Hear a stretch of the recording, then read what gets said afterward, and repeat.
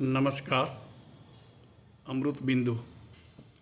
અત્યારે શ્રાદ્ધના દિવસો ચાલે છે.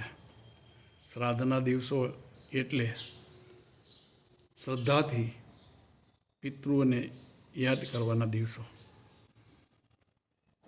કૃતજ્ઞતાપૂર્વક પિતૃઓને સન્માન કરવાના દિવસો. કૃતજ્ઞતા જેવું બીજું એકેય પાપ નથી. બ્રહ્મત્યા, સુરાપાન, ચોરી કરવી, વ્રતભંગ કરવું એવા અનેક પાપોનું પ્રાયશ્ચિત છે. પણ કૃતજ્ઞતાનું કોઈ પ્રાયશ્ચિત નથી.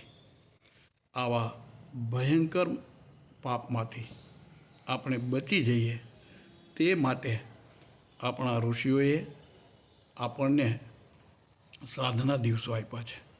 શ્રાદ્ધ દરેકે ભાવપૂર્વક કરવું જોઈએ.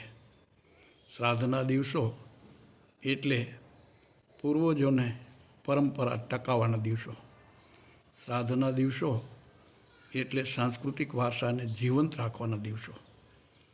માટે દરેકે ભાવપૂર્વક શ્રાદ્ધ કરવું જોઈએ અને આ માટે ભગવાન સૌને શક્તિ, સમજણ અને ભાવ આપે તેવી પ્રાર્થના. અસ્તુ. જય શ્રી કૃષ્ણ. સૌનું મંગલ થાવો.